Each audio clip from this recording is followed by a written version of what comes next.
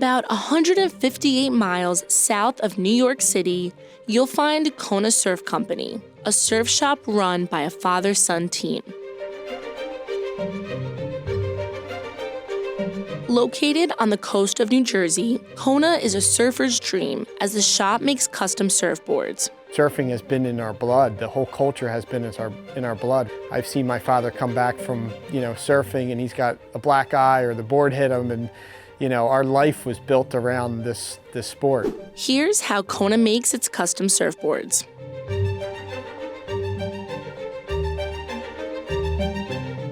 The process begins by creating a template for each surfboard using 3D software.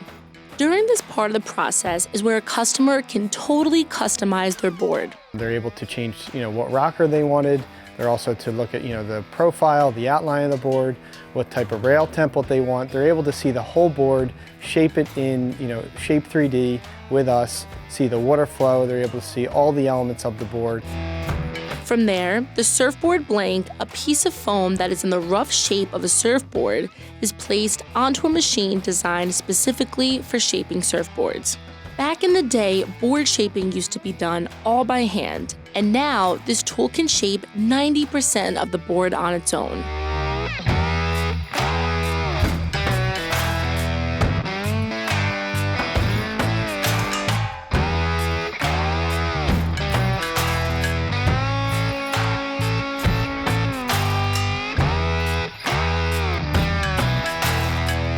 So the process of surfboards has changed a lot in the 21st century. Surfboards is a artisan craft that is done by your hands. The 21st century, there is machine element that people never thought that would come about, and that element is relative now. And you're able to cut a board within 25 minutes, and there still is a hand shape element in it.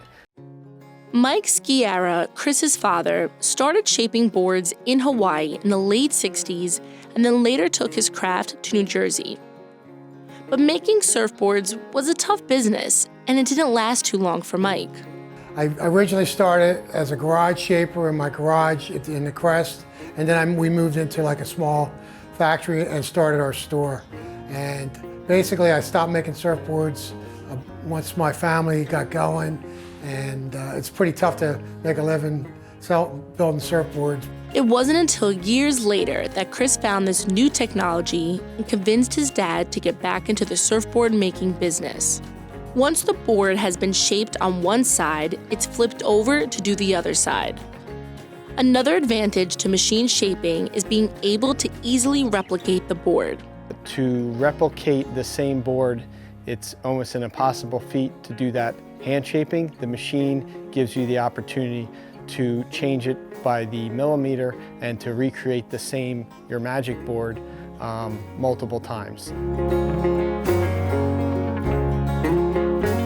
Hand sanding with a very fine grit finishes the shape, which can take up to an hour. This is the rail guide. So this shows me what I have to do here. So in other words, from the middle of the board, which is like 4.5 feet, my rail should look like that. It doesn't right now, but it will when I'm done.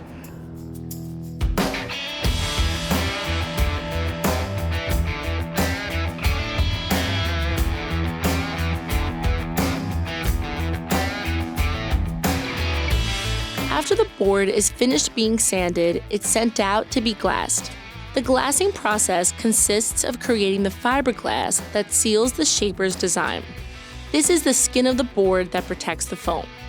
Color can be added to the board either by spraying on paint or staining the foam. To be able to work in this industry and be able to create boards on a daily basis is a really cool thing to be a part of.